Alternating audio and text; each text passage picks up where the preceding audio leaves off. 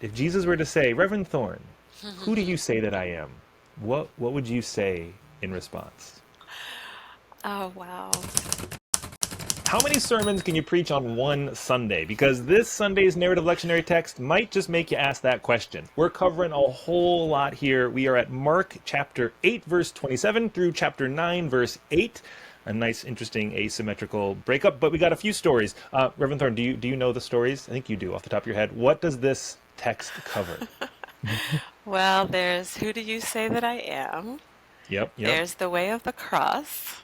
Hmm. There's the transfiguration. Is that Yeah, and all? Is that all of I them? think so. Tucked in the middle of that, there's the whole "Get behind me, Satan," which is just a little. And also tied to the who do you say that I am? Yeah, yeah, yeah. Yeah, It's yeah. all. But there's all this to say. There's a lot of handles a preacher could hold on to for Right. where a sermon might take her. So do you have a sense of what you're kind of looking at for a sermon with this mashup of a text? Yeah. So this text always makes me wonder, puts me in mind of a song called "I've Got a Picture of Jesus." I think it's by Ben Harper. He was Um, crucified by it's such a God. gorgeous song. Now, he was a picture of Jesus. In his arms, so many of our prayers rest. But this notion that we've all got this picture of Jesus and that it's different from everyone else's, which I think ties in a little bit with the transfiguration because we get this picture of Jesus that is certainly not like anything um, the disciples expected to see when they went up on the mountain with Jesus. So just playing around, I think I'm just sort of almost always sitting in that stew of my picture, your picture, our picture of Jesus and how it shifts from day to day, season to season, uh, time of our life to another time of our life. Well, okay, you've just given a great cohesion to all these what I thought were disparate, moments because I still see a through line. There's this who do you say that I am and this clarification of that. And if we have a picture of Jesus and we try to force Jesus into a box, he's going to be like, get behind me, Satan. That's not who I am. And then we might not expect this image of Jesus to be one that is leading us to the way of the cross. That's totally outside of the framework, especially the disciples had. They didn't see death as the end of this campaign, they saw a new kingdom. And then going up on the mountain for transfiguration, I would say should have reinforced the image of Jesus they anticipated, a Messiah who was the culmination of the law and the prophets, Moses and Elijah, yet somehow they weren't expecting it in this way. So, whew, okay, I suddenly see this whole text differently. Yeah, and you just said something that actually made me think that the transfiguration is sort of in line, I think, with the spectacle of what they're expecting Jesus to be. Yeah. Of Yeah. course, then it kind of ends, and he's like, "Okay, let's go get some lunch." But the other piece that I found interesting, a commentator talked about the way the cross shows up in this portion of the text is not a cross for Jesus, but a cross for us. And I Yeah. was like, oh, I never really Ooh. noticed that. Um, I think he's predicting what's Yep. coming, Yep. but Got some of that.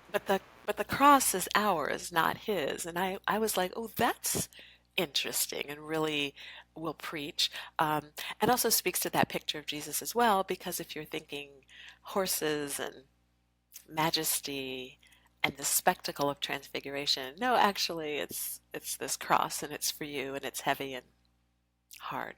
And obviously, the Gospel of Mark was written and compiled, after all the events it accounts takes place. So they have a little bit of, in hindsight, looking any reference of the cross. However, within the narrative, this takes place prior to Jesus actually having his cross moment. So the disciples, within the context of the narrative, wouldn't be thinking cross as this climactic moment. Cross Right, is the moment of defeat, and we failed. right, And here Jesus is saying, following me means picking up your own cross. And that's where I'm headed, this path that doesn't seem to be all the glory and spectacle. It's a complete whoop, flip right, that around and renegotiate all of it. right. Whew. And in this gospel, where the disciples are notorious for not really understanding the Jesus that they follow, it makes sense because I was thinking after the cross thing, you might expect them to be like, peace out. But they're not. They go up on the mountain. But I think the reason they follow Jesus up to the mountain is they just don't get it. They don't get really what he means, even though he's laying out it's a crosswalk, friends. It's not a walk in the park. They don't get it, so they're still hanging around.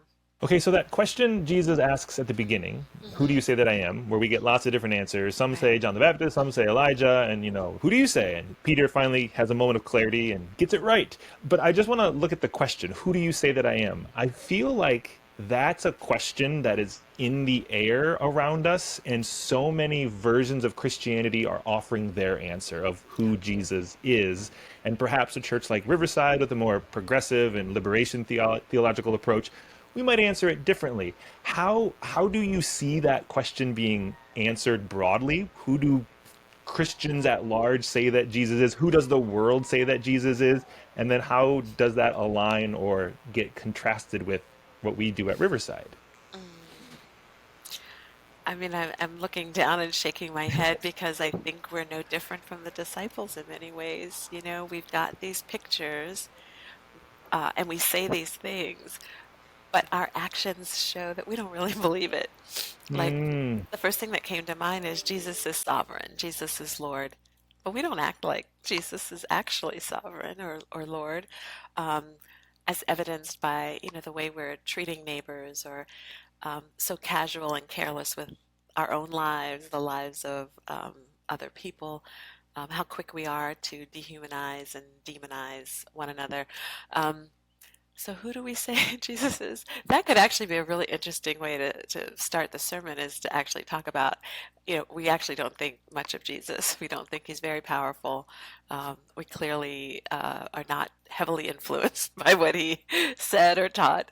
Um, but I think here at Riverside Church, we try to suggest um, that Jesus is someone for everyone, that Jesus is on the side of all of creation, that there are no insiders and outsiders. And I think that's where it can get challenging for our progressive community, um, because the notion that Jesus is for the folks that we consider enemies or that we consider problematic, I think that's where, I mean, and not just us, progressive liberal people, I think that's where Christians and humans in general get in trouble.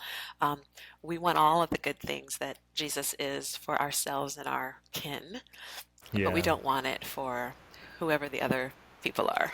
So that's our challenge. So I think we're Yeah. always preaching a Jesus that's aspirational, and a Jesus that calls us back to our best selves. Mm. But it is a challenging invitation, because in that space are all the people we don't like as Oh, well, darn people, and who always don't like messing up. us. Yeah.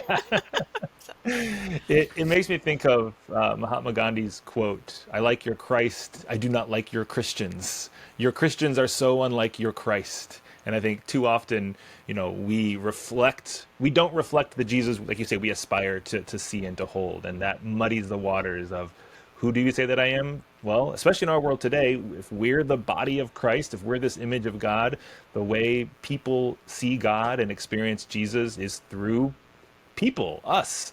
And if we are skewing that image, well, then it's all going to get miscued in how it's communicated and translated and understood. yeah, but Reverend Jim, I think one of the brilliant things about, I'm getting a little weepy because someone that I know, a mentor, died, and I'm going to mention in just a minute because I think it's germane to this. I think part of the reason, the wisdom of practicing Sabbath, coming together every 7 days in community to hear the stories and sing the songs and pray the prayers, is to try to refresh ourselves to live this life that we have been called to lead. Um, I just was texting this morning with Ann Cansfield because her father died just a bit ago, and he's human, right? I'm sure Norm, Anne would probably tell us all sorts of stories that would curl our hair. But he was, in many ways, quite an extraordinary human being. And I think about the ways that the church he grew up in, the denomination that we know, um, defrocked him, stripped him of his ministerial standing because he officiated at his daughter's wedding to her wife. Um, but he continued to show up and to love that denomination and the people who treated him quite shabbily. And I think that is what Jesus is trying to plant and grow in us, this ability to show up and love and be gracious to folks who are not always gracious to us. This is what Jesus did, and I think it's why he pulled away, and why we pull away into worship every 7 days, to try to continue to ground ourselves and steep ourselves in this tradition that calls us to love all the people, including Yeah. enemies. Whew. So rest in Oh, peace, Norm Norm. Cansfield. I'm so, I am just um, so moved by his life. Not at all trying to say that he was Jesus, but he had moments where I think he reminded us and called us into a better way of being, and we're gonna miss him. He was one of a He kind. he was definitely following a Jesus who says, "Take up your cross and follow me." Amen. Yeah. Yeah. Whew. Well, that just opens up so much. Like, how are we continuing to do the hard work rather than just opting for the easy out? Mm. And this way of Jesus isn't always going to be easy. This way of being human isn't always easy. Yet we try to always opt for the path of least resistance. Yeah.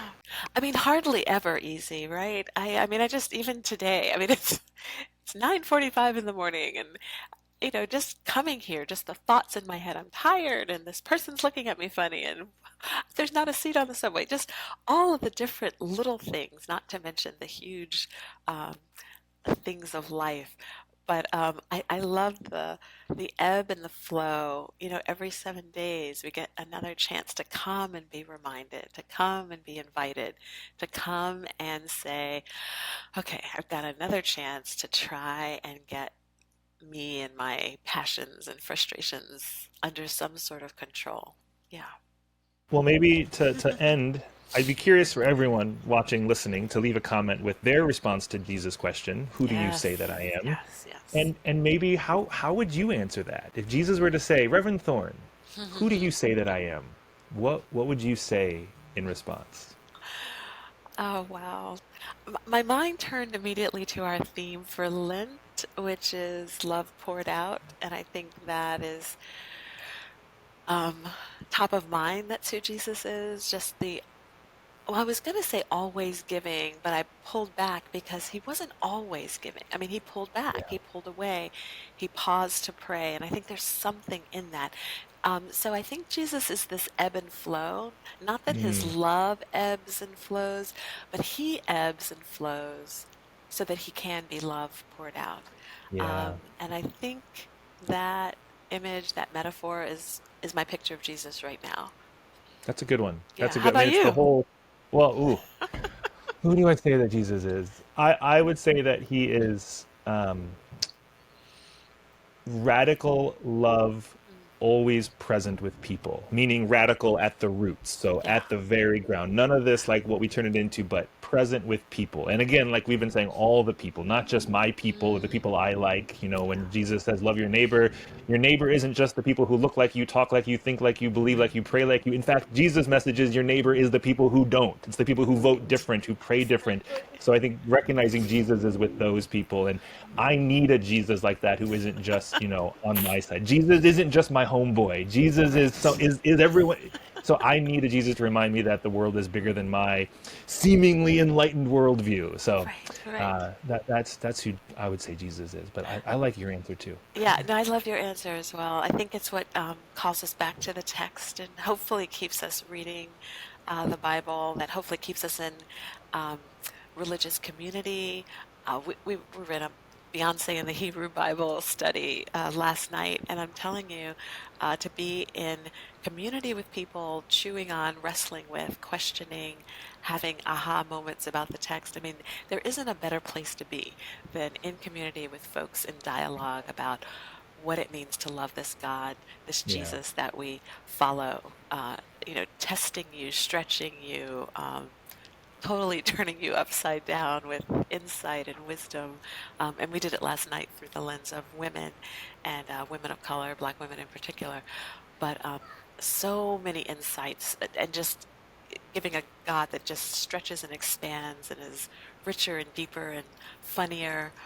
and more loving than we can imagine. The depth Yeah. of God's love is just beyond what we can imagine. Whew. Well, Yeah. that'll preach right there. So if you need a sermon, just do that one. That one's Just do always that good. one. Love is always good. It's hard to go wrong with that. Yeah. All right, everybody. Well, you know the drill. Leave your questions, comments, snide remarks in a comment below. Maybe not the snide remarks. Well, it's a YouTube comment where they're going to happen. Answer the question, who do you say that Jesus is? We'd love to see diversity of responses and how that comes up. And then, as always, join us on Sunday. Bible study starts at 9:30. If you'd like to join us at Riverside, worship starts at 11. Music begins at 10:30. Carolina and Oregon. All this is on the website, trcnyc.org. Join us in the building, online, whatever works for you, wherever you are, however you are, whenever you are. And we will be back again. Man, next time we're talking about Lent. Okay. Whew. How did that get here already? We'll talk about Lent next week. See you then.